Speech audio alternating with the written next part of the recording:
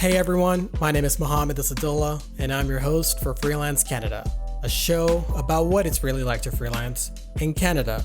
Each week, I interview Canadian freelancers and industry experts as they get candid about the ever challenging, always exciting, and sometimes hilarious aspects of freelancing. November is Financial Literacy Month in Canada. Throughout the month, organizations from across the country are encouraged to share resources that can help Canadians make better decisions about their finances. To celebrate Financial Literacy Month, all of our episodes in November will explore financial topics that can enable Canadian freelancers to build a better relationship with money. As you reflect on your finances this month, please send us your questions on Twitter and Instagram at BetterWithBenji. We'd love to hear from you. On the show today, I'm going to talk to Zandile Chiwanza. Zandile is a self-proclaimed budget warrior and a personal finance journalist on a mission to improve financial health among Canadians, especially newcomers. As a former international student, Zandile knows firsthand the challenges of navigating an unfamiliar system without a thorough understanding of one's financial resources. She channels her financial savvy and apt for writing into a clear but thundering call to action. Get your mindset and your money right. In just a few years, she has proven herself a force within the industry and has gained a recognition for her work to highlight the connection between financial wellness, mental health, and race. In this episode, Zandile and I talk about how Canadian freelancers can improve their financial well-being and take a more mindful approach to pay down their debt. So let's get to it. So before we get started, let's start by understanding what is it that you do as a freelancer and perhaps even how you got started. I'm a journalist. At the moment, I'm a full-time personal finance writer. I started being passionate about personal finance back in 2018, and that's when I started freelance writing for a blog called Debt Free Black Girl. And from there, I've basically been writing about personal finance as a freelancer until about last year, where I started writing full-time for personal finance blog. But right now I still freelance, particularly writing about financial wellness. And Debt Free Black Girl, how did that come about? It's a funny story with Debt Free Black Girl. I actually DM'd the founder on Twitter. She was super vocal about personal finances, and I had never seen anyone who looked like me talk about finance like that. So with personal finance, the industry is pretty standard. It would be older white men or people who just didn't look like me, to be frank. So I'd obviously take the advice, but I'd be like, I can't relate to a lot of this. Like most of this advice just doesn't apply to my lifestyle. It just seemed like I couldn't quite grasp what they were talking about. So when I saw Kristen Winchester, I was like, I want to know her. So I DM'd her and I ended up writing for her, and I still work for her to this day. It's one of my freelance projects. I'm a community manager for a platform called Her Therapy Space. And what exactly is the focus of the community and who's involved in that community? So Her Therapy Space is actually a mental health practice that is based in Washington, D.C., but the idea is to help ambitious, young, multifaceted women of color like me to manage their mental health through major life transitions. In terms of the community, I help other women manage their mental health online. We have a community that is currently in test mode and will be launched later this year. Awesome. So how did you go from writing for Debt Free Black Girl to now being part of the Her Therapy Space, which is more around mental health? What are the two doing together? So something I'm really passionate about is spreading the message that mental health and money really go hand in hand. From personal experience, most of my financial poor decisions come from when I was doing the worst mentally. So I had low self-esteem after graduating from university with no job prospects. I was working contract and freelancing and not making very much money. And it's ironic that that's when I spent the most money. I was buying dresses. I had my hair done all the time, spending, right? And that was because I was trying to, as they call it, do retail therapy to cover up for my life just not being where I wanted it to be. And it was not until I got a call from a collections agent that kind of woke me up, where I was like, okay, you need to get your life together. So that's where financial wellness really comes in, because you have to take control of your finances. That's what wellness means, like taking control of your life and your finances. So for me, that's why mental health and money go hand in hand. It's sort of a newer concept, but a lot of people are starting to understand that, when it comes to personal finance, it's not always about financial literacy. Wellness plays a huge, huge role in that.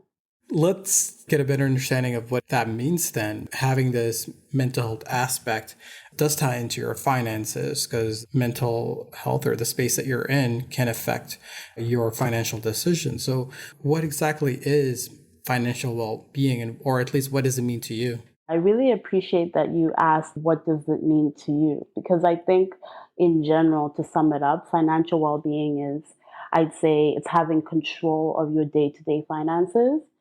But for me, when I feel like the most financially healthy or fit, it's when I'm living within my means. I'm knowing that my net worth, it's not tied to like my self worth. I'm not judging myself for past mistakes I've made on my financial journey. I'm meeting my goals. That's really what it means to me. And how did you develop this practice of financial wellness for yourself? Well, for me, I think knowing my why is at the root of everything. So, like you said, when you ask people, put a number on wealth, they can't really do that. So, for me, it's never about the numbers. For me, it's asking myself, why am I doing this in the first place? And what does it mean to you or myself to be financially free? So, in terms of like practice, I always keep my why at the center. And some of those reasons are, again, I want to be someone who I needed when I was younger. And I think a lot of the advice in personal finance is very black and white, like do this, do that, save X percent. And it's like, not everybody can do that. And when I used to see that, I would be like, oh, I'm a failure because I can't save 20% of my income. And I think as a freelancer too, sometimes your income can be up and down. Like I saw a tweet the other day that was like, being a freelancer, one day you feel rich, the next day you're poor. So it's not going to help if I'm coming to you and I'm being like, save 20% of that income. No. So I think, again, when it comes back to developing my practice, another thing that really helped me is saying no more and creating those healthy boundaries. Because if you say yes, yes, yes all the time, you're going to pour into other people and not like be able to practice your own financial well-being, because you have your own goals that you need to meet. And sometimes that means you're saying no. You don't have that extra, mimosa at brunch.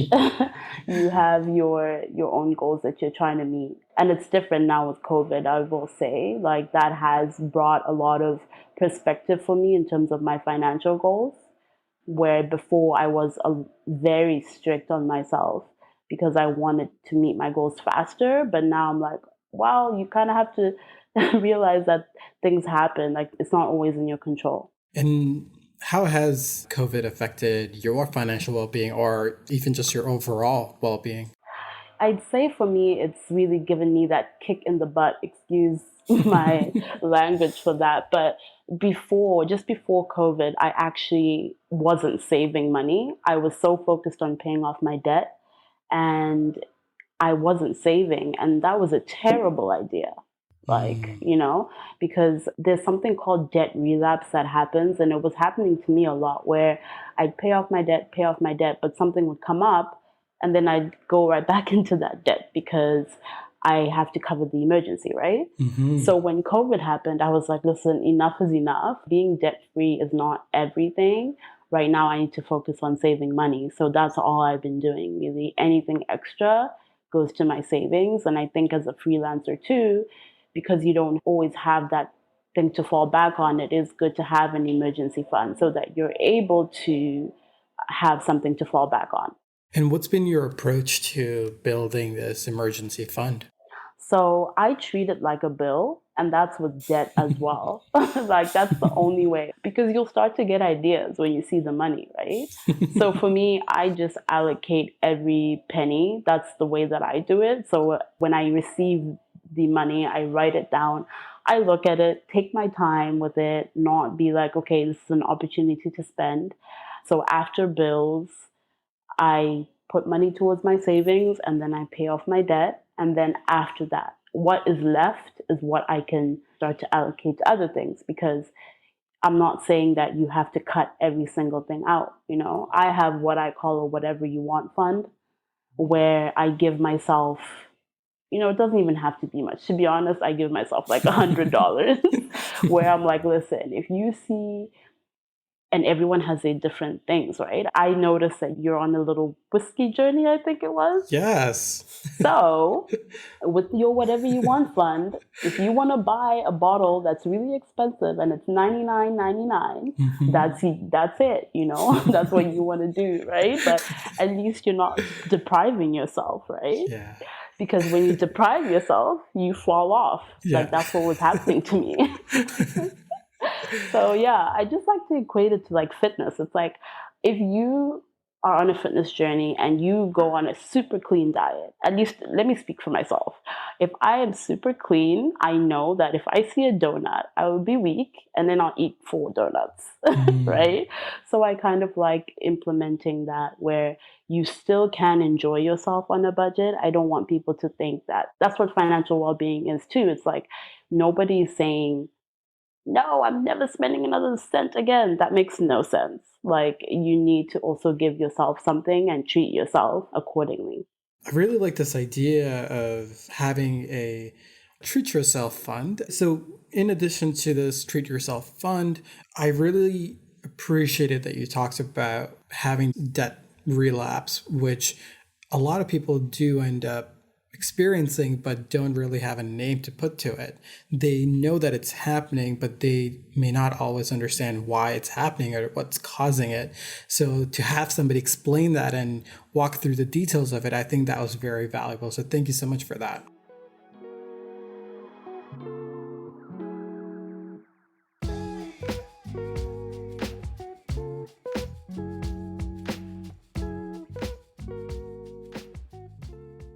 In terms of getting a better sense now of like, okay, so here's where my money is going, here's what I'm going to allocate to, what has been sort of some of the things that you've tried to pay off your debt faster or be able to stretch out your debt so this way you're not paying as much? Or I guess a better question is, how are the different ways you've tried to manage your debt or reduce your debt in some manner? Yeah, that's a great question. So actually, my debt payoff journey started with a huge mistake, which is another reason why I'm so passionate about financial wellness. So what had happened was that I had like a credit card and I had a personal loan, and my interest rates was so high. So when I was making payments, I felt like I was doing nothing because the interest charges were just so high. I mean, like, when I added it up, it was something like 31% in interest, right? And it was so discouraging. Like, I really was like, I'm paying, I'm doing it, but nothing's happening. So what I did is I called the bank and I was like, I need help. Like, this doesn't make any sense to me. Like, I'm committed to paying my debt off, but it's really discouraging. So when I set up a meeting with the advisor, they actually said to me, okay, you can consolidate your debt, which it's not an option for everybody. So you really have to do your research and make sure that it's something that will work for you. And that, from my understanding, they're being a lot more strict about giving consolidating debt. But this was about a year ago. So it did work out for me. But what happened is that my minimum payments ended up being a lot higher because I was paying off one loan, which I wasn't ready for. But in the long run, it's making me pay off the debt much faster, because paying your minimum payments is super important. That affects your credit score. So if you can't do anything, like if you feel like you can't put a lot of money towards your debt, my best advice is always to make at least the minimum payment and make it on time, because you don't want your credit score to be harmed because of something like that. So now that I haven't really been putting as much towards debt because I've been focused on savings, but in the past, I would say that any windfall that came through, or if I got a bonus, or if I got one more project on hand, I would put that towards debt. And I would say that before I saw the money. Like, make that commitment before you see the money. Obviously, if you have an emergency, like, or you really wanted something, you've worked hard and you're going to put money towards that. Another way to do it is a hybrid approach. And that means that I say to myself, okay, I have this amount coming in. I wasn't expecting it. I'm going to put 50% towards debt, 30% towards savings, and then the rest I can do whatever I want with it. And that kind of covers everything if you can't put it all towards the debt. And again, with your interest rates, don't be afraid to call your lenders and have these conversations with them. Like, what can you do to help me? Because I'm committed to paying the debt off, but I want it to be faster. But yeah, I'd say you can negotiate those things. Some people don't know that, but you actually can negotiate.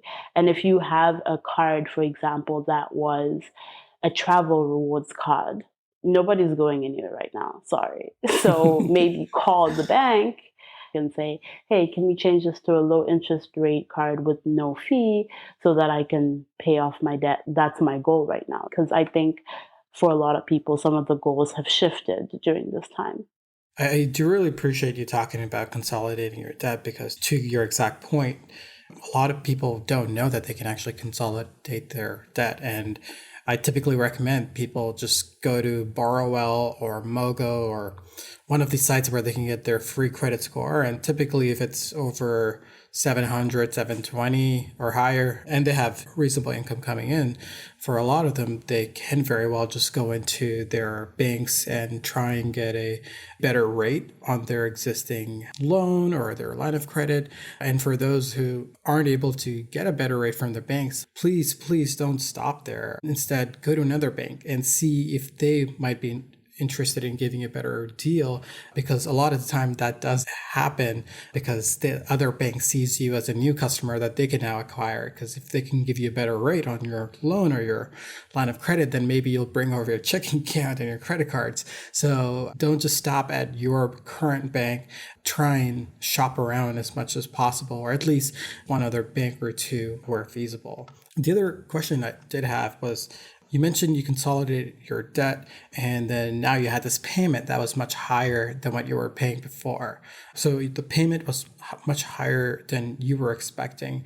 Was that because your terms of loan were much shorter, like they were 3 or 5 years, and those were the only options that you could get? Or were you able to get a larger term, which could have helped to bring that payment amount lower? Exactly that, where it was the length of the term.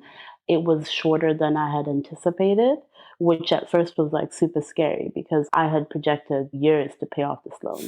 But when I spoke to my financial advisor, which I just realized that before I didn't mention my mistake, before I consolidated my debt, I actually only had a credit card. And when I went to the bank, which we have to be careful about, you have to do a little bit of research sometimes, because when I went there, basically I was an international student, so I didn't have many options. I wasn't a permanent resident. So what the advisor said was, okay, get a loan with a lower interest rate, pay off the credit card, and then you'll have a lower interest rate. That was my only option. And what do you think happened? I was not very smart at that time. And I was going through what we have discussed before. I was not in the best place emotionally. So I spent the money. I squandered that loan, which meant doubled my debt. So that's why I'm saying now, when you're going to these advisors or any professional, I prefer people who have a sort of do it with you approach rather than do it for you. Because if you don't understand what's actually happening, you can end up in a lot of trouble. For me, my advisor told me that, look, it's going to be a little bit of a higher minimum payment, but you're going to pay it off by this time. He kind of laid it out for me, and I was like, okay, that makes a lot of sense. And I was able to actually make those payments. Maybe if I was scared that I wouldn't be able to, I would have said no. But because I knew I could do it, honestly, it cut my time by a whole year. So it was for the best. In the past, I probably wouldn't have. I probably wouldn't have even asked those questions. It was more of a conversation than him telling me what to do. So you touched on something that a lot of people also don't know or think about is that the financial advisor at the bank is an employee of the bank. So when they're advising you or when they are giving you recommendations, please know that a lot of those are based on their own goals that they have to reach as the employee of the bank.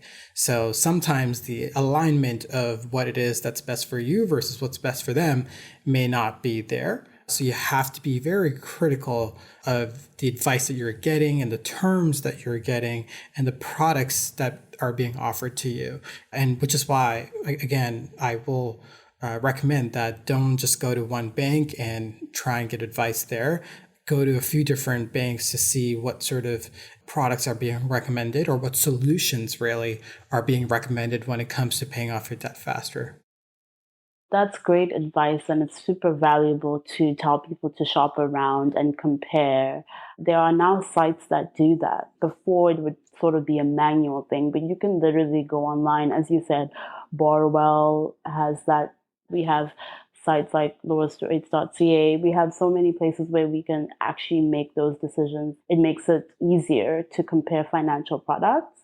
Like when you're booking a hotel or when you're looking for things to do, you do this research. So I think we need to apply that same energy when it comes to our finances. And also, I think something that I see a lot, maybe I don't have it because I only got to Canada as an adult, but some people it's like, well, my parents banked with this place, so I will bank with them. And I get that customer loyalty does have its benefits in Canada, but it's still good to visit these other websites. And there's so many challenger banks these days that are doing the work and trying to reduce fees. Because I remember last year seeing that Canadians pay like $159 a year on average, I believe, for banking fees.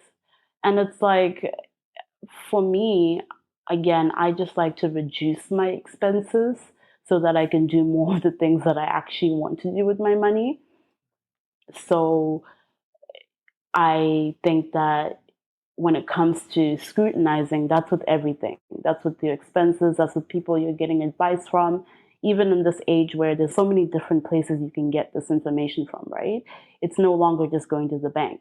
So even when it comes to financial influencers, as they like to call it these days, you also have to take what they're saying with a grain of salt. I'm sure I'm not everyone's cup of tea either because I'm so, you know, putting this thing where it's like financial literacy is not everything. It's important, but financial wellness is also a super important piece. I like to sort of take advice from a lot of different people and see what everyone's saying and do my own research. And then, yes, go to the professionals because at the end of the day, they know what they're doing. I really like that. Maybe a good place to start for many of those listening is if I am a freelancer who has quite a bit of debt and I'm trying to figure out how I can manage my debt and build this practice of financial well-being for myself, what are some ways that I can think about getting started, or perhaps where should I get started? So that's a great question. I think it really depends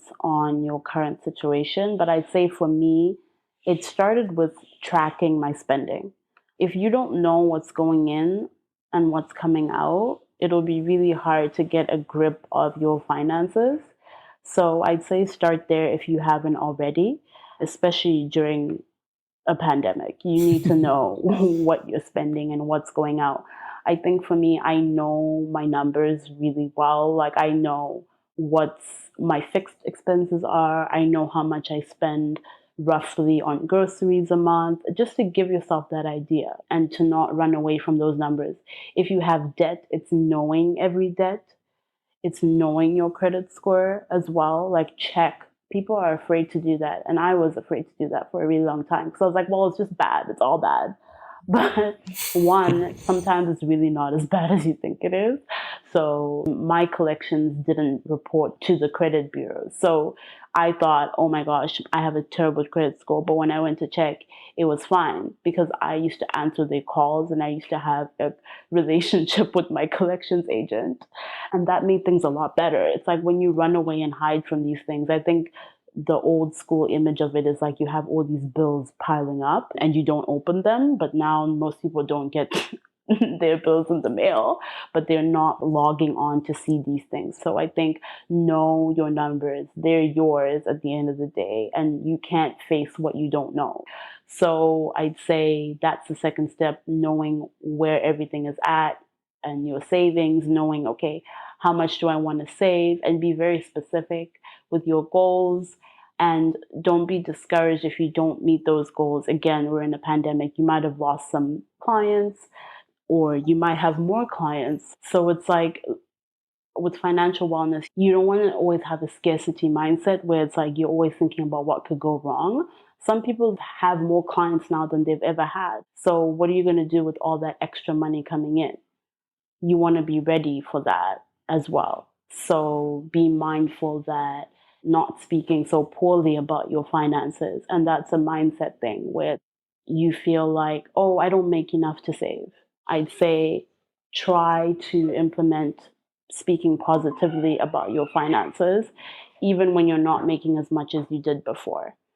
And reach out, call your lender, as we said, call to your internet providers, your phone company. Canadians pay so much for phone bills, and you don't even like really think about it. You're like, oh, it's my phone bill, I'm going to pay it. Call them. Yes, it takes long and you'll be on hold, but say, hey, I've been a customer for X amount of years. What can you do for me? And switch providers if you need be. These little savings go a long way. And as you mentioned, compare your financial products.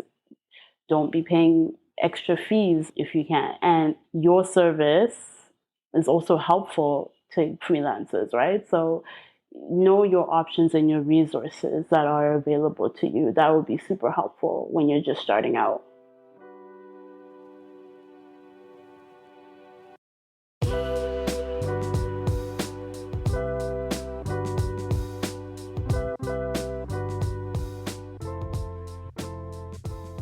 I do want to try something different and maybe do a little bit of an exercise to sort of tackle perhaps some questions people might be thinking about in terms of debt and paying things off. So I'll draw up a scenario and see what you think about it.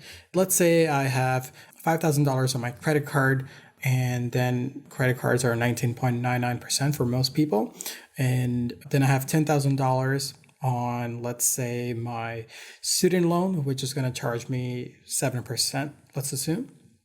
And then I have a line of credit, which I owe $15,000 on, and that is around 6%, let's say.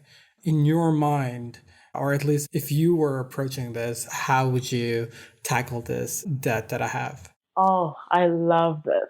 I love this scenario because I'm going to say something a little bit crazy, right? Someone would say to most people, at least what I found in the personal finance advice community, what would happen is you'd say, okay, you can either do the debt snowball or the debt avalanche method. I'm not sure if you are familiar with any of those terms, but basically one of them you pay off your highest debt to your lowest debt first, or you pay off your lowest debt first because that will sort of give you encouragement. Like if you finish one, you're like, yay, I can do this, on to the next one. And then there's also ones that say pay off your high interest debt first because that's where you're losing the most money. Personally, the way I would approach it and the way that I did approach my debt is I paid off the most emotionally taxing debt first, the one that was keeping me up at night. Okay. And guess what? It had the lowest interest rate.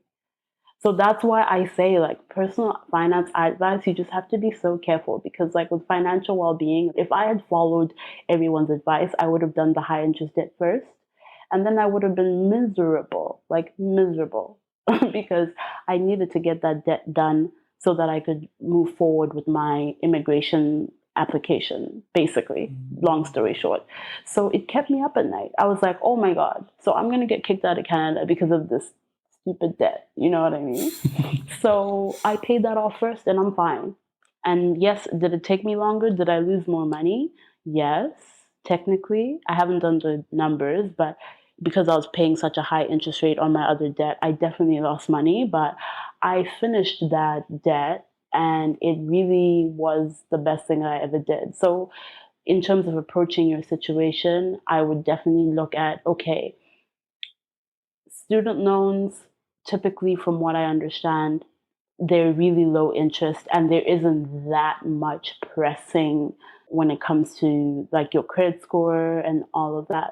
But what I'd say is just make sure whichever you choose or whichever one I would choose, you have to make your minimum payments on every other debt. Mhm. And I would say don't tackle all of them because you're never going to finish anything. So choose one that you're going to focus on. I would say, in this case, let's go with the high interest rate one so we pay off things quicker. But don't forget to make your minimum payments on the other ones. That's super important. That's something that affects your credit score. If you want to be in good standing with the credit bureaus, you need to be, if you can't pay off your debt in full, which is the best situation, you need to make a minimum payment. I really appreciated that you didn't go for the snowball or the avalanche. I don't know why they're all snow related, but you approached it from like, what is the one that's making me not feel too good? And I think a lot of times that part of the mental health or that part about the psychological relationship with our money can sometimes get lost in these discussions. And I've personally definitely been guilty of that as well too. So I really appreciate it that you brought that. I think in terms of looking at debt overall, I do want to touch a little bit on credit scores. What have your experience been with credit scores, and what does credit scores really even mean, and what should freelancers be thinking about when their credit scores are fluctuating on a monthly basis? Another great question and one of my favorite topics because, again, I really go against the grain with this stuff. When it comes to credit scores, chasing a perfect credit score is a waste of time, money, and energy. That's what I want to tell people. There's three reasons for that. A credit score fluctuates. That's how it works. When your lenders and everything that's on your credit report is being reported, it can be at different times. So what you're thinking, okay, I've made my payment on time, so my credit score is going to go up. You don't know when the credit bureau is then going to post that payment. So it could actually go down. The other thing is there are multiple credit scores. This came out a few years ago. There's actually CBC Marketplace article about this or investigation. So the credit score that we see is not the one that your lender sees, the banks and lenders sees. So even in terms of getting your score from like free options, sometimes that score is actually a few weeks behind. So that's a whole other story. But trust me, there are multiple scores, which is why when you go and get your mortgage or something, you have to do a credit check through your bank because the one you're seeing is not the one that they're going to use when they're saying, okay, here, we're going to lend you this money. Right. And then the last thing, it's not a moral judgment. If you have a bad credit score, it doesn't mean that you're a bad person. So that's why I say there's no need to be chasing the high credit score. And, I did an article about this, what credit health is basically that having a credit report that lenders can look at and say, okay, you've been lent money before, they can lend money to you again. It's basically being able to be approved for the best rates and terms, like interest rates. Because when you have a good score and a healthy credit report, you're eligible for better interest rates because you've proven to be credit worthy through their eyes. So if you want to have credit health, you have to implement managing your credit responsibly. But for me, a high credit score and experts have said this, sometimes you'll have the highest credit score, but there'll be something on your credit report that will flag you and you might not be approved for whatever it is you're trying to go for. So you have to be careful. Like, you have to check your credit report at least once a year, because too, they make a lot of mistakes. So sometimes you have the wrong information on there that could be affecting your credit score. There's tons of articles on that where someone forgot a payment of like 1 cent or something and they didn't realize it.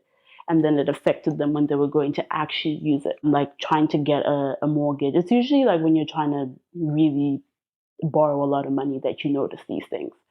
So you don't have to monitor your credit report every day.